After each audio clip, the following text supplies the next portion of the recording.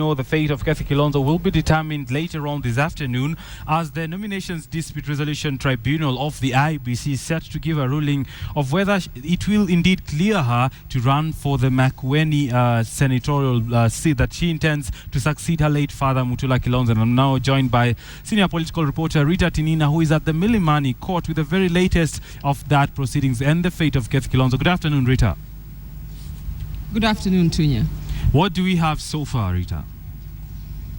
Well, we are all eagerly awaiting that ruling by the IEBC Nominations Dispute Resolution Committee. That should be happening in the next 1 hour. We will get a clear indication as to whether Kathy Kilonzo will be cleared to vie for the Makueni Senate seat. Remember, that committee sat on Friday and Saturday to try and determine whether she is a duly registered voter. She is fighting claims that the acknowledgement slip that you get when you register as a voter, there are claims that hers was not acquired properly. There are claims that it was acquired fraudulently, that it was in fact stolen from the booklet that was used to register former President Mwai Kibaki when he launched the voter registration exercise last year. Of course, Kathy Kilonzo fought off those claims, saying she registered as a voter using a photocopy of her ID and an expired passport. So the Disputes Resolution Committee will this afternoon make a ruling on that.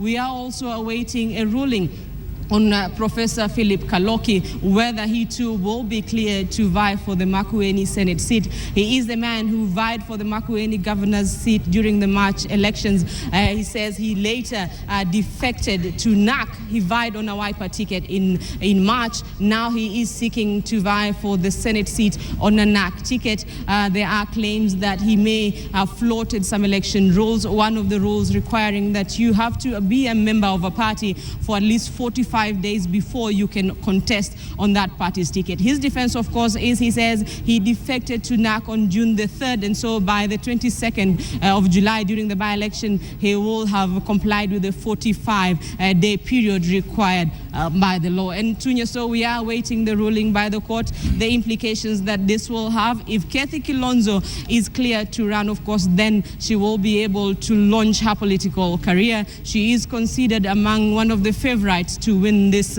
by-election, and if she does win, then she will be the first elected woman senator in the country. But if the Disputes Resolution Committee does not clear her, then it will be a case of failure to launch for her political career. But on the professional front, of course, there will be implications on her career as a lawyer. If the committee rules that she acquired her documents fraudulently, then perhaps the Director of Public Prosecutions can take up the matter and order the police to investigate. But also the Law Society of Kenya, of which she is a member, it has a disciplinary committee, and they also might need to take up the matter. That is, if the committee rules that she will not be vying since her documents are not in order. Tunya. Right, Rita, we of course expect the verdict that has far-reaching implications for these two contestants, but then is there room for appeal?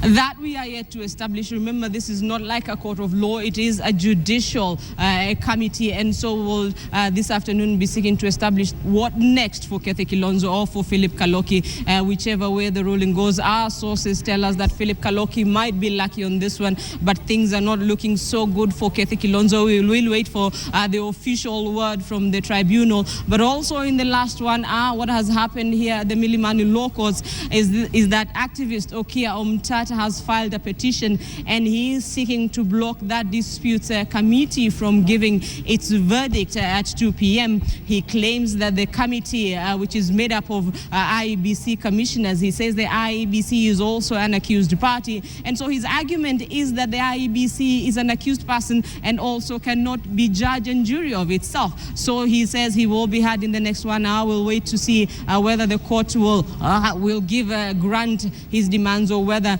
it will rule that the Dispute Resolution Committee should go ahead and give its verdict. Tunya.